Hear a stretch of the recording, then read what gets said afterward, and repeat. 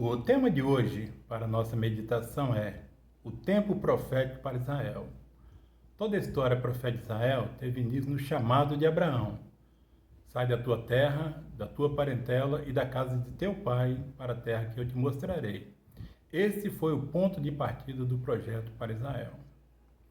Para um melhor entendimento, vamos analisar três importantes momentos da história de Israel: o chamado, a promessa e o cumprimento profético. Estes acontecimentos estão ligados aos patriarcas Abraão, Isaque e Jacó, na direção do Pai, do Filho e do Espírito Santo, estabelecendo uma perfeita conexão entre o Velho e o Novo Testamento. Vejamos. Abraão teve 2 filhos, Ismael, filho da escrava, Isaque, filho da promessa. Isaque, por sua vez, teve Esaú, o primogênito que trocou a sua bênção por um prato de lentilhas, e Jacó, o escolhido para o cumprimento profético das 12 tribos de Israel.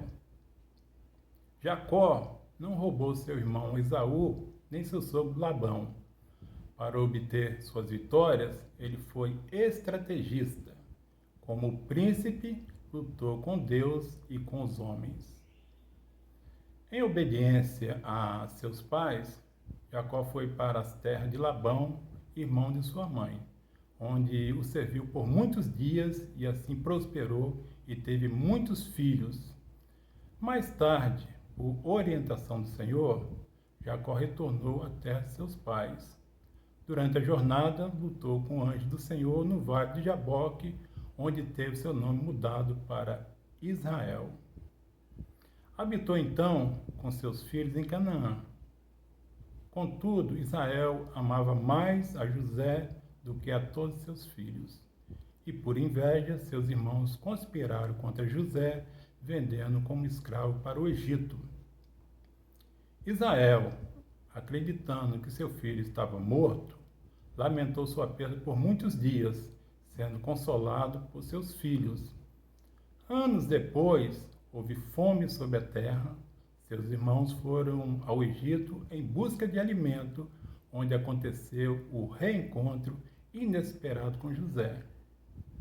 Posteriormente, Israel e sua família foram para o Egito, onde habitaram por muitos anos. Após 400 anos de escravidão, o Senhor ouviu o clamor do seu povo e enviou Moisés para libertá-los. A saída do Egito foi marcada por grandes sinais e milagres, mas devido à desobediência, o povo vagou pelo deserto por 40 anos e Moisés não pôde entrar na terra prometida. Josué foi o escolhido para conduzir o povo à terra prometida, onde foi constituído juízes e profetas. No entanto, o povo voltou a contender com Deus, rejeitando o profeta Samuel, pedindo para si um que reinasse sobre eles. Saul foi o primeiro rei de Israel, mas o seu reinado, que era segundo o coração do homem, trouxe lutas e derrotas ao povo. Depois da morte de Saul, Davi, homem segundo o coração de Deus, reinou sobre todo Israel e, após estabelecer paz e prosperidade para o povo, Davi expressou o desejo de construir um templo para Deus. No entanto, Deus não permitiu que ele o fizesse, devido ao derramamento de sangue em suas mãos. A construção do templo foi então confiada ao seu filho Salomão. Muitos foram os reis que reinaram sobre Israel, mas o povo continuou a contender com Deus, recebendo dura punição, e isso trouxe a destruição do templo e o exílio do povo para a Babilônia. Estando no cativeiro, Daniel orou confessando o pecado do povo. Então o anjo Gabriel apareceu a Daniel para revelar os últimos acontecimentos para Israel, conforme Daniel 9, 25 e 26. Sabe e entende, desde a saída da ordem para restaurar e para edificar Jerusalém até ao Messias, o príncipe, 7 semanas e 62 semanas. As ruas e o muro se reedificarão, mas em tempos angustiosos. E depois de 62 semanas será tirado o Messias, e não será mais. E o povo do príncipe que há de vir destruirá a cidade e o santuário, e o seu fim será como uma inundação. Todas as gerações, desde Abraão até Davi, são 14 gerações, e desde Davi até a deportação para a Babilônia, 14 gerações, e desde a deportação para a Babilônia até Cristo, 14 gerações. Jesus afirmou que aquela geração não passaria sem que todas essas coisas acontecessem. A visão profética do vale de ossos secos, dada a Ezequiel, foi direcionada à casa de Israel, apontando para a primeira ressurreição dos mortos. Ezequiel 37:9.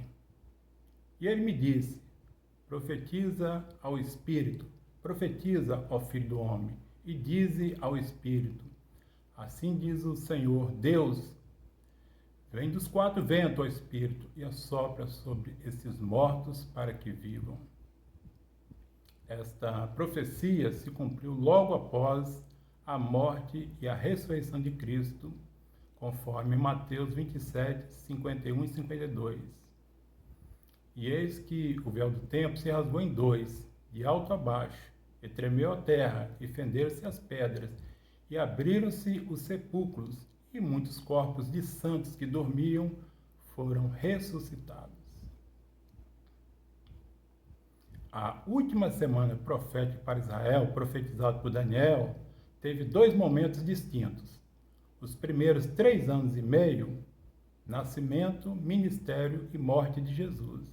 E os últimos 3 anos e meio, a ressurreição de Cristo, o derramado do Espírito Santo e o crescimento da igreja. A conversão de Saulo, posteriormente conhecido como Paulo, foi um grande golpe contra o sistema religioso de sua época. Escolhido por Deus para levar o evangelho aos gentios e aos filhos de Israel, Paulo enfrentou grandes perseguições, mas permaneceu fiel até a morte. Foram tempos marcados por angústias, guerras e aflições, conforme Daniel 12:7.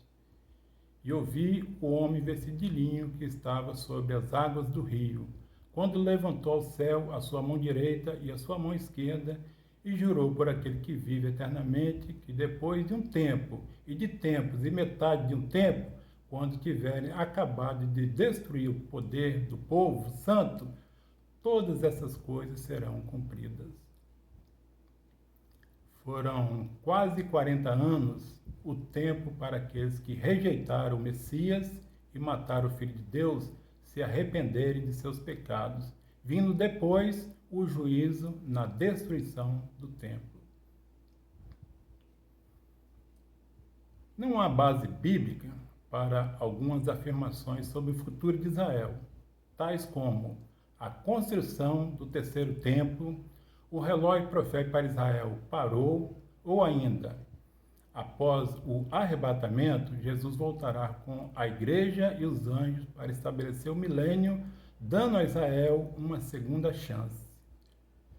O projeto de salvação para a nação de Israel teve início com o chamado de Abraão e culminou no ano 70 depois de Cristo, após a invasão de Jerusalém pelo Império Romano e a destruição do templo. Para mim, não há dúvida, os santos de Israel já estão na eternidade. E para finalizar, deixo uma reflexão. Os últimos serão os primeiros, e os primeiros serão os últimos. Apocalipse 14. Olhei, e eis que estava o Cordeiro sobre o monte Sião, e com ele 144.000, que em suas testas tinham escrito o nome de seu Pai, e cantavam como cântico novo diante do trono e diante dos 4 animais e dos anciãos. Esses são os que dentre os homens foram comprados como primícias para Deus e para o Cordeiro. A todos a paz do Senhor.